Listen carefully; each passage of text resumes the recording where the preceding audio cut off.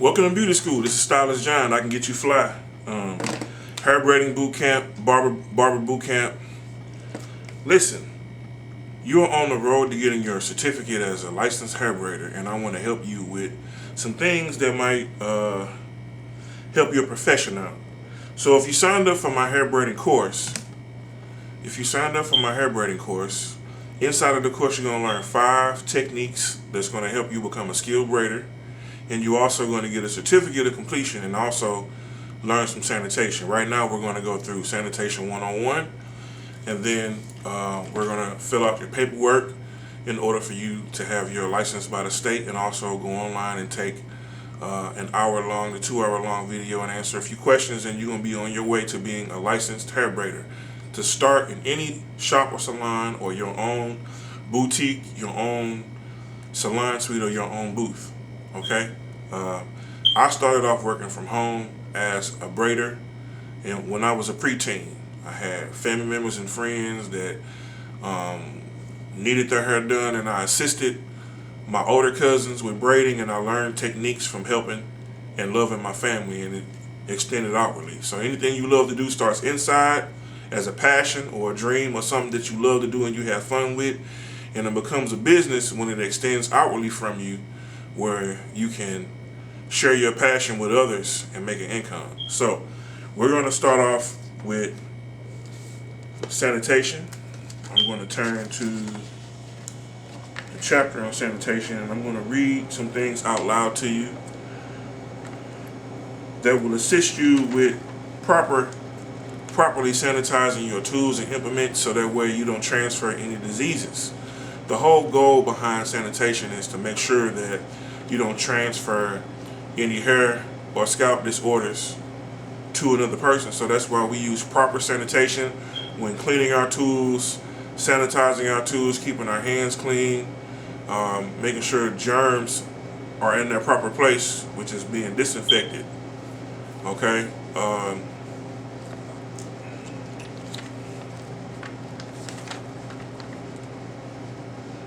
For anybody for anyone that's taking their state board test, the large portion of the points on your state board test when you're getting your cosmetology license, your barber license, your crossover license, your manicuring license, your esthetician license is the sanitation portion. Being able to make sure that your tools are properly being used and disinfected and thrown away or put in the proper place is very important, and they take a lot of points on sanitation to make sure you're following sanitation guidelines, because that's what protects you and that's what protects the general public.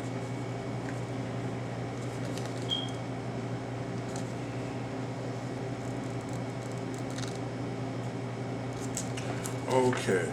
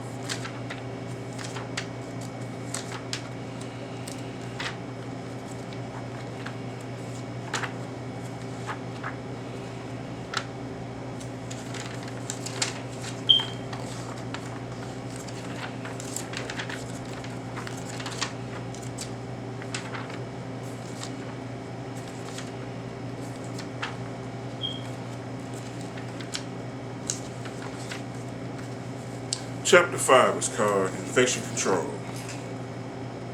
I'm reading from Milady's Standard Professional Barber's book. I'm also going to be reading from the Milady's Professional Cosmetology book as well. Okay.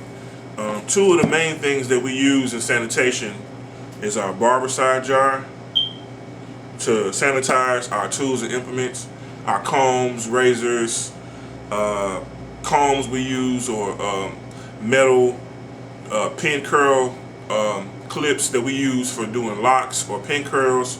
Anything that we use after it touches a person's head has to be shampooed and then placed in the barbicide jar. This is the barbicide jar. Now, to properly sanitize something, it has to be submerged for at least 15 minutes inside of the jar. After you've shampooed or cleansed with water, shampooed your comb or implement or tool, towel blot it dry, and then we're going to place it right into the barbicide jar for 15 minutes. Okay. Once it's fully submerged in 15 minutes, then it's properly sanitized. You take it out the jar, pat it dry, and then let it dry for, let it air dry for about 5 or 10 minutes, and then you can put it up with the rest of your tools. This spray right here is called Clippercide. This spray here is used whenever you're wanting to spray sanitize your clippers. Okay, it does several things. It disinfects, it lubricates, it cleans, it cools, and it's an anti-rust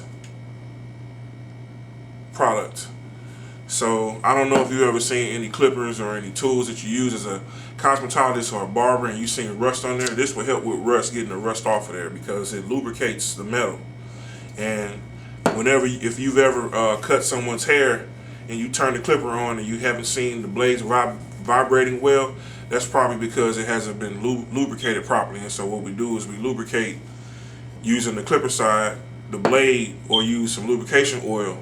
And what it does is it allows the clipper blades to vibrate like so. Okay. These are two of the main tools that we use for sanitation, along with regular soap and water. Soap and water will kill a lot of bacteria, but these tools here, this Clippercide and the Barbercide, is strong enough to kill very strong germs, fungicides, and virucides. Okay. There's a difference between a germ, a fungus, and a virus. Okay. I will go over these things in the chapter when I'm reading. But the main thing or germ or virus that it kills is HIV. Okay. These sprays, the main ingredient in these sprays, are strong enough to kill a high bacteria or a high virus. And these tools and implements are used to kill. It's strong enough to kill HIV.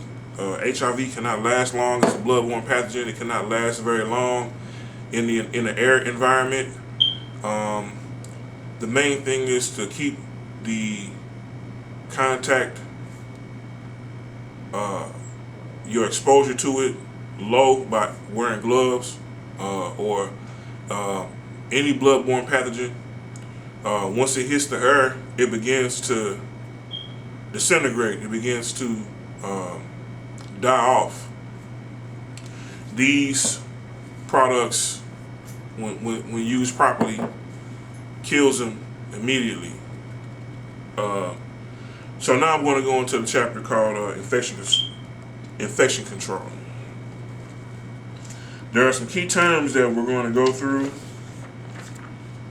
The chapter outline is we're going to talk about the regulation, the principles and prevention and control, levels of prevention and control, prevention and control agents, solutions, strengths and sanitizers, disinfectant procedures, standard precautions, public sanitation rules and sanitation and safe work practices, and your professional responsibility as a licensed professional. The learning objectives are, after completing this chapter, we should be able to discuss the ways in which infection materials may be transmitted in a barbershop or salon, understand the reasons for maintaining an MSDS notebook. MSDS stands for Material Safety Data Sheet. Discuss federal and state agencies associated with infection control and safe work practices. Define decontamination and list 3 levels used for prevention and control of pathogen transmission. Identify the chemical decontamination agent most commonly used in barbershops. Demonstrate proper decontamination procedures for tools, implements, and surfaces. Discuss standard precautions and blood spill disinfection. Discuss disinfecting rules, decontamination safety precautions, and rules of sanitation. Define safe work practices and recognize potential safety hazards in the barbershop. Those are some of the key things, the key learning objectives. There's 10 learning objectives that we're going to learn and we're going to pay attention to.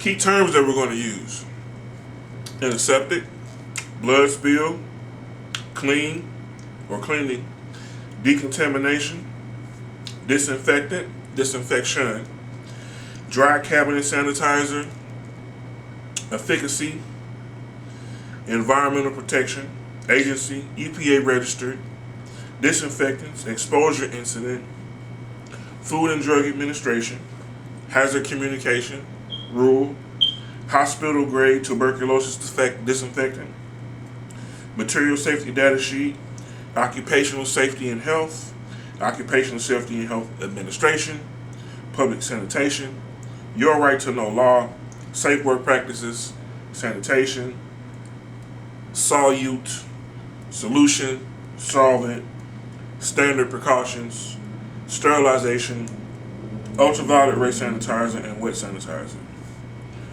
The first thing I'm going to start with is sanitation.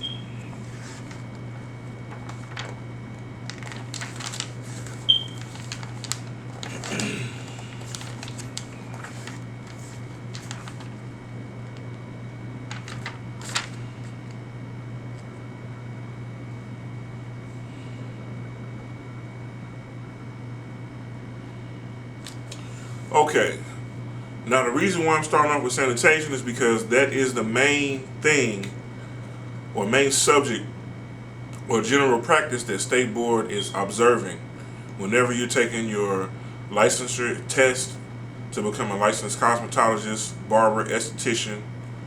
They look at your sanitation practices. Are you going to contaminate? Are you going to decontaminate, or are you going to transfer germs, bacteria, and viruses to the general public? If you're using great sanitation, you're not going to do that. Okay? And that's why the State Board, when you're taking your exam, is very thorough with observing your practices and your habits, because they want to make sure that you have a clean environment. They want to make sure you're using proper sanitation, so that way you don't transfer anything to any clients, or any clients don't transfer anything to any other clients.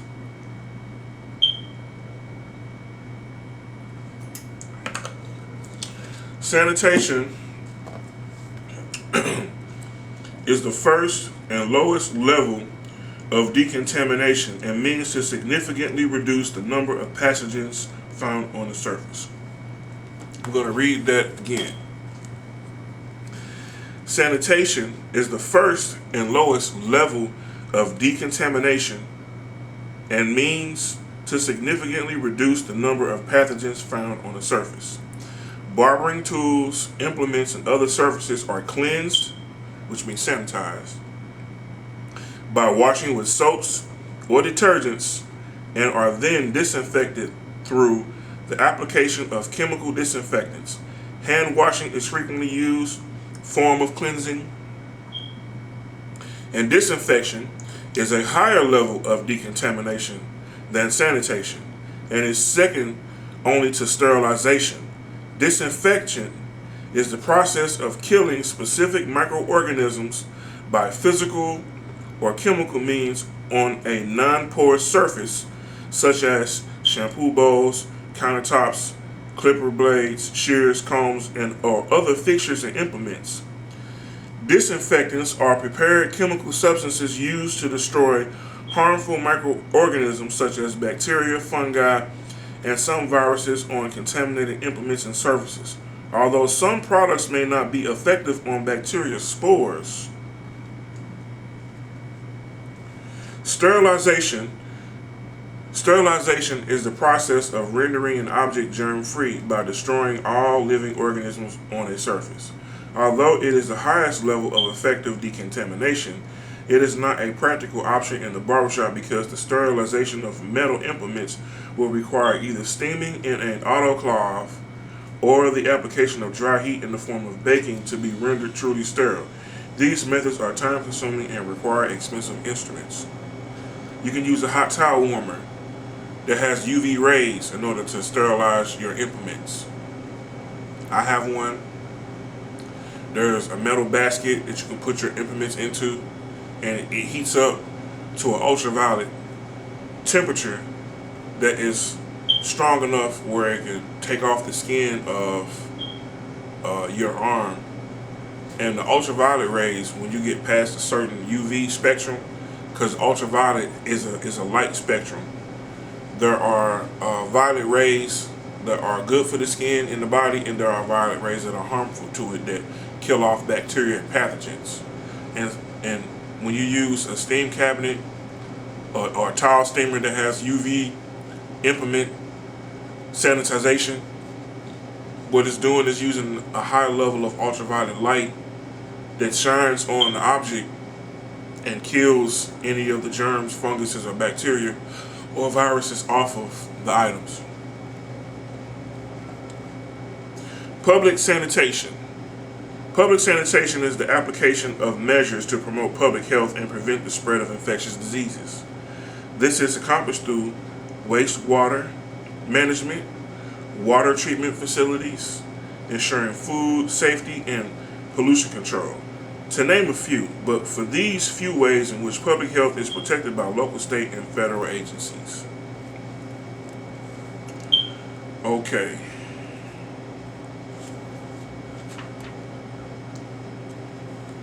I'm going to go back and talk about prevention, principles of prevention and control. Okay, a principle is like a core set of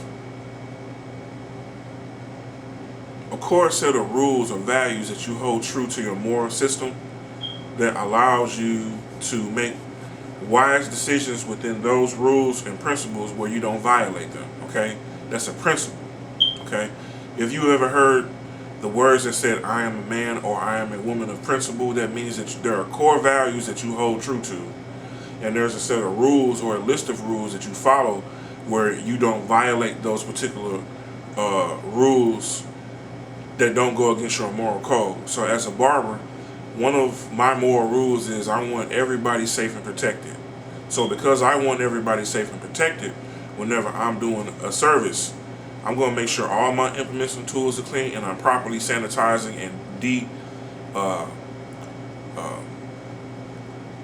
decompositioning my tools and implements. Meaning, I'm making sure that my tools and implements are clean, that they're sanitized, that they have been disinfected properly, and I'm using clean tools on each and every client that comes through and sits in my chair or that I service. I'm making sure that my hands are clean from any other service that I may have provided by shampooing or the washing of my hands with soap and putting hand sanitizer on my hands so there's no spread of any germs and bacteria. So that would be a principle that I hold true to. Okay, these are principles of prevention and control. As discussed in Chapter 4, microorganisms exist everywhere and can be transmitted by environmental sources through the air and via human or direct contact. Consequently, the key to the effective infection control is the prevention of transmission of these organisms. When you prevent the transmission means the transfer of. Okay? Think about when you're driving in the car and the car has a transmission. The transmission is what allows the car to shift gears to go from low to high. Okay?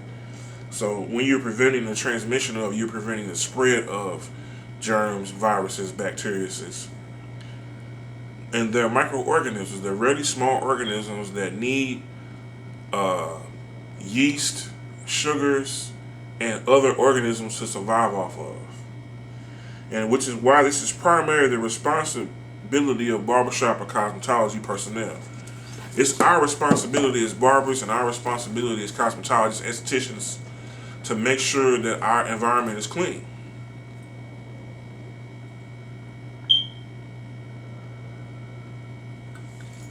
It helps the clients, it helps the co-workers, it helps everyone. Effective infection control in a barbershop also influences the professional image of the establishment. So if you have a clean salon, when people come in and they see that your salon is clean, it's going to be very well appreciated that your salon or your barbershop environment is clean. It's going to have a good impression on people. A client's first impression of the shop begins the moment they open the doors. So a clean environment should extend beyond each barber's immediate work area. Meaning, okay, even though I work in a booth, my booth should be clean, and then it should extend outwardly around the shop. So when I sweep my booth, I sweep the floor around me. When I sanitize my booth and my station, I wipe the walls down, I wipe down my countertop, I wipe down my tools and implements. I also wipe down the front desk. I sweep the front floors. I sweep the mats, the carpet, wipe down the chairs, wipe down the sofas, wipe down the countertop. Anything where hands touch, wipe it down to make sure it's clean and sanitized. So when you walk in, you smell a clean environment. All of the sights, sounds, smells, and general ambience of the barbershop meld together to form this first impression, regardless of how many times the client has visited the shop. In essence, the first impression happens over and over again because clients do not see you or in the shop daily. A clean and orderly barbershop helps build confidence, client confidence, and trust that continuous care is being taken to provide a safe and sanitary environment in which to perceive their personal services. Contamination. Contamination. No matter how clean a surface looks, it probably has some sort of contamination. Bacteria, viruses, and fungi act as a contaminant and can be found almost anywhere. In the barbershop, these microorganisms can live on tools, implements, styling chairs, countertops, and even in the air. Therefore, it is important for a barber's responsibility to control the spread of infection and disease through the use of effective cleaning and disinfecting products and methods. As again I stated, this is an effective method here by using clipper side on your clippers, your tools, your implements, your combs, brushes, clips, pin curl clips, and then barber side after you have shampooed your tools and implements with water and soap and drying them off, spraying it down with a disinfectant, putting it into your barbicide jar for 15 minutes to kill off your major diseases. Decontamination. Decontamination. It is virtually impossible to keep the barbershop free of all contamination. However, there are methods available that will ensure an optimal level of cleanliness. The removal of pathogens and or other substances from tools or surfaces is called decontamination. What is a pathogen? Let's say there was a client, and as you were cutting the client's hair, you pricked their ear and they bled. Okay? The blood that comes from a client's ear will be considered a pathogen. So how do you clean a pathogen? Well, the way how you clean a pathogen is you take a paper towel and you wipe down what the area was. Make sure you have on gloves. If you're not able to wear gloves while you're cleaning a pathogen, make sure it doesn't touch your hand, but touches the object like a paper towel. You wipe off the area with the paper towel, throw the paper towel away in a trash can, either double bag it or single bag, or use the red biohazard bag. Put that into the red biohazard bag because blood is a pathogen. And when you use a disinfectant to disinfect the tool, the clipper, and then you yourself as the professional, once the implement or tool is cleaned, make sure you wash your hands. Then we continue servicing or making sure the client is protected by getting a cotton swab or a Band-Aid and putting it on the area where the client may have been hurt or where the client may have been pricked by a tool or implement. Keep pathogens low, okay?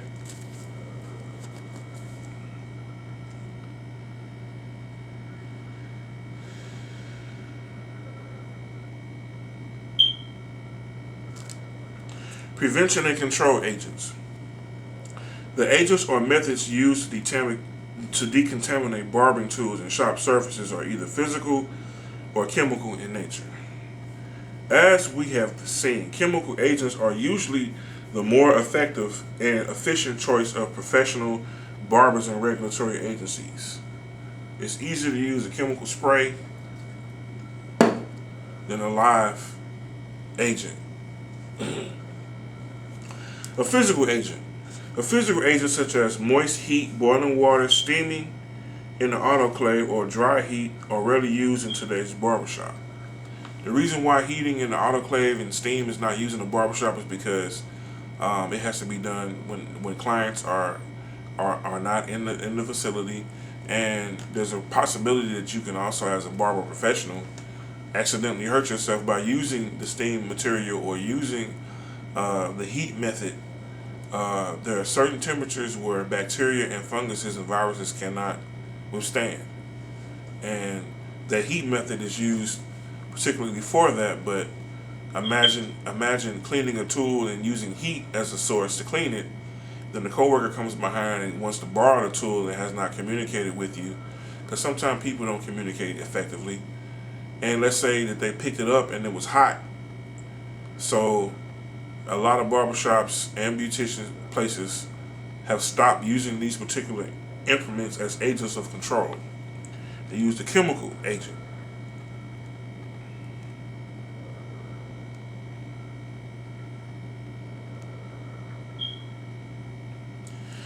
A chemical agent are the most effective sanitizing and disinfecting methods used in the barbershop to destroy or check the spread of pathogens and bacteria. Within the chemical agents group are antiseptics and disinfectants.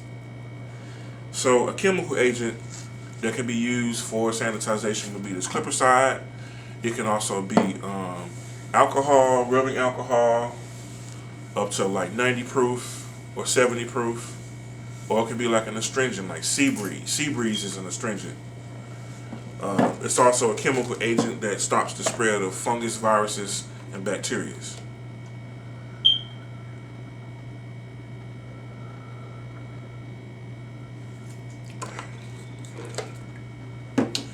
An antiseptic. Antiseptics are substances that may kill, retard, or prevent the growth of bacteria, and generally used safely on the skin because they are weaker than disinfectants. Antiseptics are not effective for use on implements and surfaces.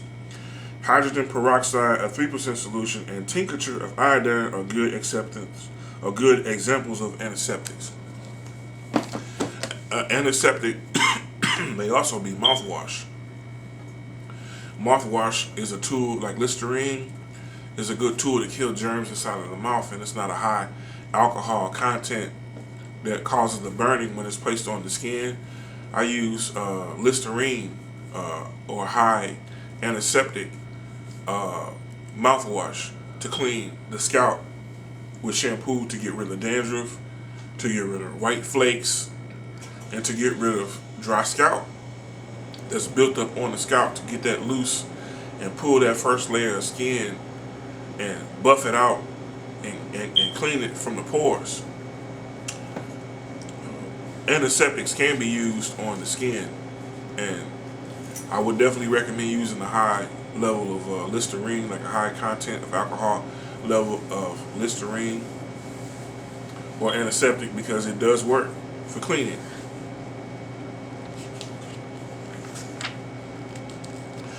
This sheet that I'm going to show you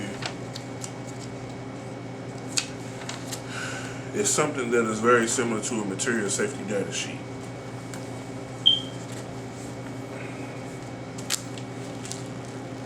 This is very similar to a material safety data sheet, okay? A material safety data sheet is a data sheet that has comprised of different elements and different products. It's giving you the material, chemical breakdown of the product, what solution will counterbalance the product, what proof it is it flammable or not, and how to counteract whatever the product is. Okay, that is on a material safety data sheet.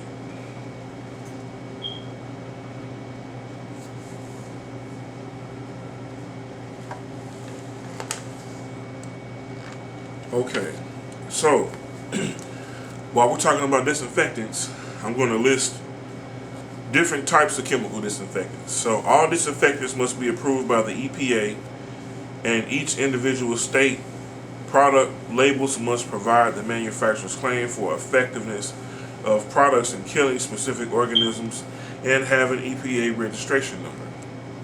EPA stands for electronic.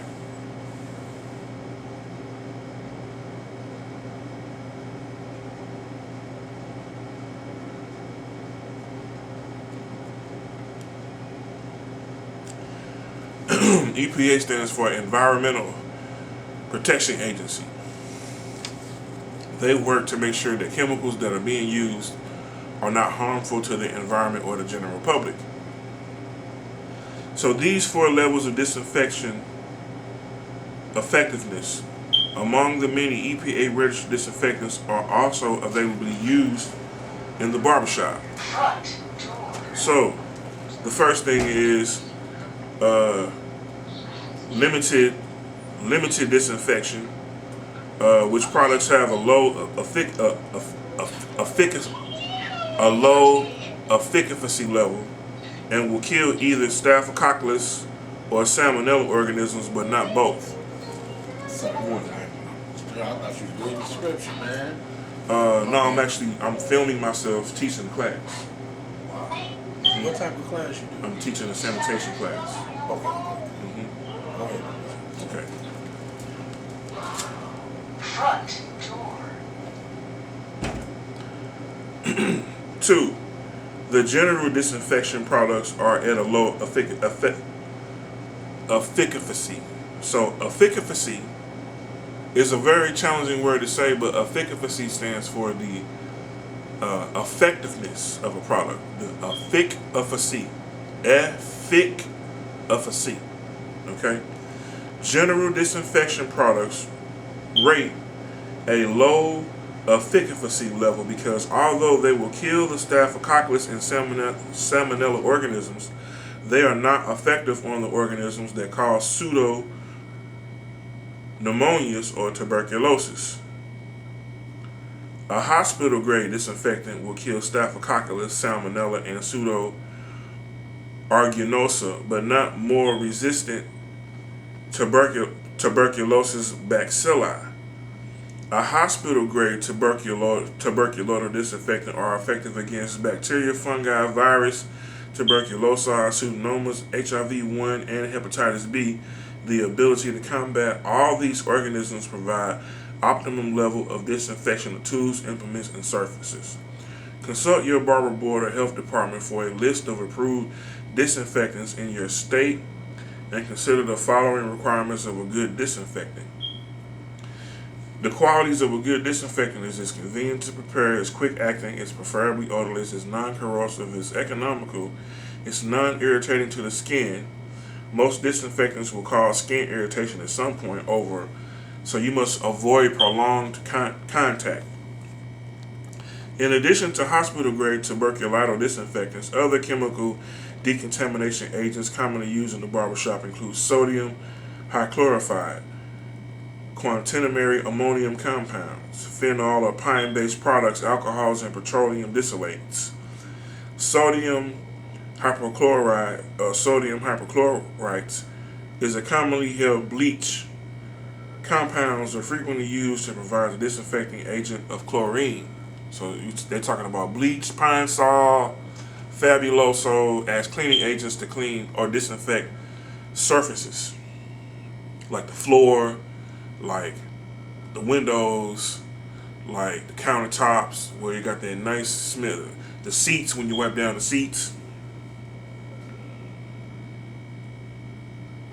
Although one key advantage of chlorine is its ability to destroy viruses, surfaces or items must be pre-cleaned with cleaning agent and rinsed prior to application of the bleach solution.